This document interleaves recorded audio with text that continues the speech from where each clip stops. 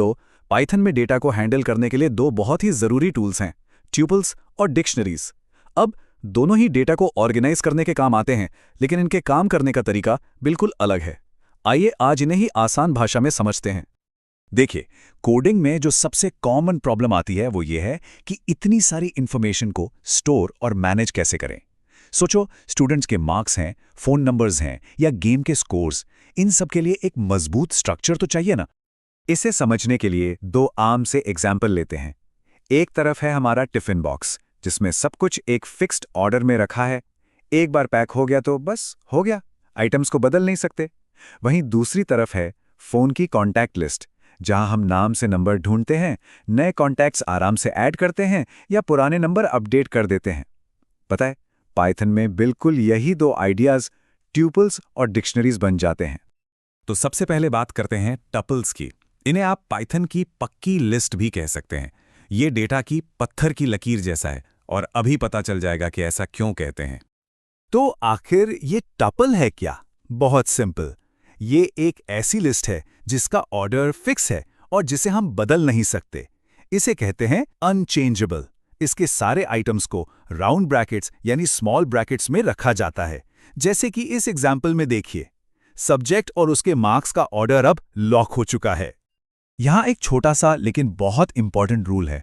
अगर आपको सिर्फ एक आइटम का टपल बनाना है तो उसके आगे कॉमा लगाना जरूरी है। हाँ, 20 कॉमा लिखने पर ही पाइथन इसे एक टपल मानेगा। अगर कॉमा नहीं लगाया तो वो उसे बस एक नंबर समझेगा। ये एक ऐसी गलती है जो अक्सर हो जाती है, तो इसका ध्यान रखना बहुत जरूरी है। याद है, मैंने कहा था पत्थर की लकीर। चलो इसको टेस्ट करके देखते हैं। हम एक टपल बनाते हैं 1 2 3 4 5। अब कोशिश करते हैं कि इसके आखिरी एलिमेंट 5 को 10 से बदल दें।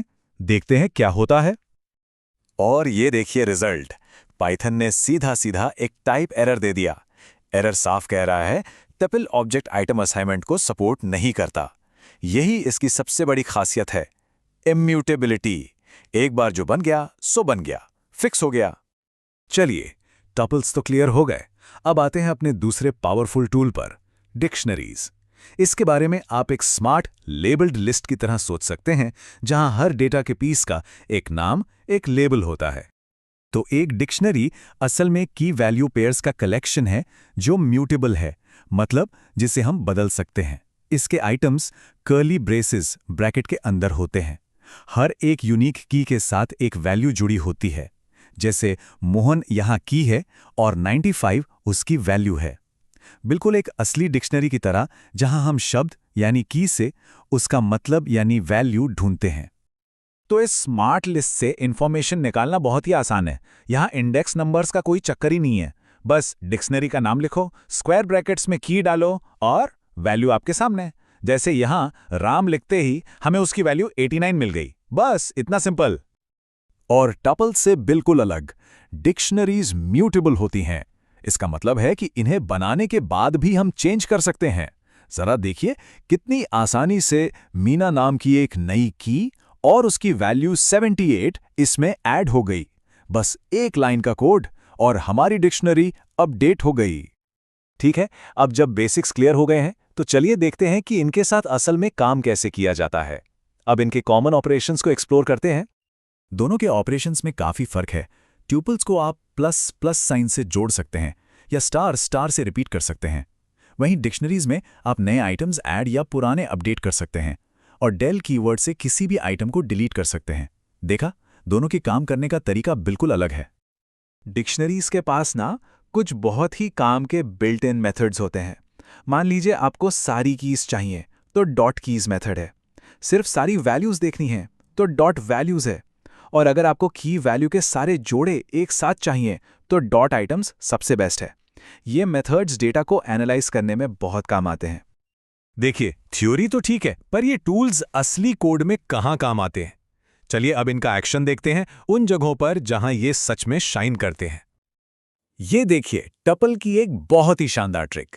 आमतौर पर दो वेरिएबल्स की वैल्यूज को आपस में बदलने के लिए एक तीसरे टेम्परेरी वेरिएबल की जरूरत पड़ती है, लेकिन पाइथन में टपल असाइनमेंट से ये काम सिर्फ एक लाइन में हो जाता है। num1, num2 is equals to num2, num1। Before और आफ्टर वैल्यूज देखिए, एकदम परफेक्ट स्वैप। और अब देखते हैं डिक्शनरी का कमाल। मान लीजिए हमें हेलो वर्ल्ड स्ट्रिंग में हर कैरेक्टर कितनी बार आया है ये गिनना है। इसके लिए हम एक खाली डिक्शनरी से शुरू कर सकते हैं।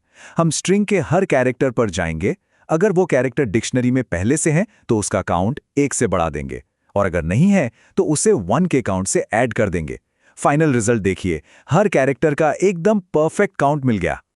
तो अब सबसे बड़ा सवाल, कब क्या इस्तेमाल करना है? रूल बहुत सिंपल है। टपल्स यानी पक्की लिस्ट तब यूज करो जब डेटा का ऑर्डर इंपॉर्टेंट हो और उसे बदलना ना हो, जैसे कोऑर्डिनेट्स x, y या RGB कलर वैल्यूज। और डिक्शनरीज यानी स्मार्ट लिस्ट तब यूज करो जब डेटा को एक यूनिक नाम या की से फटाफट ढूंढना हो, जैसे यूजर प्रोफाइल्स या फोन कॉन्टैक्ट्स। तो अब जब इन दोनों पावरफुल टूल्स के बारे में इतना कुछ जान लिया है, तो ये विश्लेषण एक सवाल के साथ खत्म करते हैं। अपने अगले प्रोग्रामिंग प्रोजेक्ट में प्रॉब्लम को सॉल्व करने के लिए कौन सा टूल बेहतर फिट होगा?